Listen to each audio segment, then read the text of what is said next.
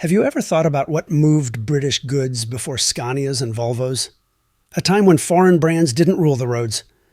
Today we explore the 1970s British trucking world. It was a blend of style and practicality. Some unique vehicles graced the highways. Number 1, Jensen JPHL from 1972. When you think of Jensen, images of the elegant Interceptor or the eye-catching FF likely come to mind.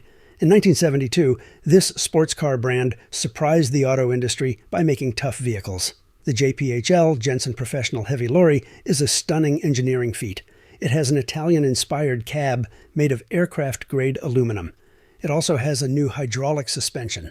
The manufacturer made only 7 units, each priced higher than a modest home at the time. Its modular design was intriguing. It allowed the crew to detach the entire cab in under 30 minutes for servicing. Today, only 2 people know that these remarkable vehicles remain. Rumors suggest that one is in a barn in Yorkshire. Number 2, Powell Alpha, made between 1974 to 1976. The Powell Alpha came from the inventive mind of ex-submarine designer Marcus Powell. Its design showed it. It had a pressurized cabin, a sleek shape, and sealed windows. It was better for ocean depths than British roads. This truck had safety features that were ahead of its time. They included a rollover protection system and crumple zones. Each of the 12 units had a unique color palette. The wives of Powell's engineers chose the colors. Its most eye-catching feature was the Cyclops headlight. It had 3 stacked circular lights that gave it an alien vibe. Engineers mounted the engine on advanced rubber bushings designed with ingenuity. So much so that Rolls-Royce bought one to test its noise reduction tech. Number 3, Foden NC10 from 1977. Before joining PACCAR, Foden led innovation with their new generation NC10. It resembled the American Kenworth K100, but the NC10 exhibited a clear British influence in its engineering. Its standout feature was a groundbreaking, computer-controlled engine management system. It was a game-changer for 1977. The cab had air conditioning, a rarity in British trucks then. It also had an early digital dashboard. Out of the 25 units produced, each sported a unique variant of the British racing green stripe. Although the development almost ruined Foden, it created opportunities for future progress. Some drivers said the cab was so quiet they had to check if the engine was still running. Have you ever spotted any of these rare trucks in the wild, or have you seen anyone driving them? Number 4, Sentinel S100 from 1971. The S100 was Sentinel's last attempt in the commercial vehicle market, and it left a lasting impression. The company had moved on from its steam-powered roots, but the S100 still showed its legacy of over-engineering. Its cab had an advanced air suspension. It made modern trucks feel like rustic farm vehicles by comparison. A standout feature was its hybrid mechanical-hydraulic brake system, which could stop the truck immediately, eliminating the risk of jackknifing. That's impressive, even by today's standards. Of the 19 units produced, each had a hand-painted chassis number. The builder's signature was hidden under the cab. The 3 remaining models are all operational, and their design exhibits exceptional durability. Number 5, Atkinson Borderer Special from 1975. The Borderer Special was more than a flashy truck. It was Atkinson's bold response to the American custom vehicle scene. Each of the 15 models was a mobile art exhibit. They showcased exquisite hand-painted pinstriping. It could take up to 3 weeks to finish. This edition had a unique Knight's Head mascot. Craftsmen made it of solid bronze and designed it to glow from within. Inside the cab, luxury rivaled that of high-end cars. It had leather seats, wood dashboards, and a built-in coffee maker. A first for British trucks. Its impressive sound system was the crowning glory. It had 8 speakers and a custom radio that could tune intercontinental stations. A model called the Princess made waves in the 1976 London to Brighton truck run. It captured everyone's attention. Speaking of disappearing acts, don't let this video vanish from your memory. Smash that like button and hit subscribe. We've got more automotive mysteries coming your way. Number 6, AEC Swift Haul from 1973. As AEC faced their decline, they decided to risk it all with the Swift Haul. Using their successful bus engine as a base, they made a hybrid system which was innovative. They did this long before it became a trend. The 9 units had an electric motor which helped with acceleration and allowed for quiet, low-speed maneuvers. The cab design was groundbreaking, too. It had a panoramic windscreen that wrapped around the A-pillars, which offered exceptional visibility. Each truck had a logbook. It chronicled its construction, with signatures from every worker involved. Its experimental air purification system was the most intriguing aspect. It aimed to keep the notorious London smog at bay inside the cab. The Swift Haul used a new method for regenerative braking. It had a flywheel system behind the cab to store energy. This tech was so efficient that drivers could maintain their speed on downhill stretches without using the accelerator. Inside, the truck boasted cutting-edge features. It had a pneumatic driver's seat with adjustable lumbar support. These advancements wouldn't be common for another 20 years. Also, each vehicle had a unique ID system. It required a magnetic keycard to start the engine.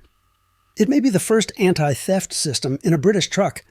The most fascinating remaining specimen, called Tomorrow's Child, retains its original hybrid system.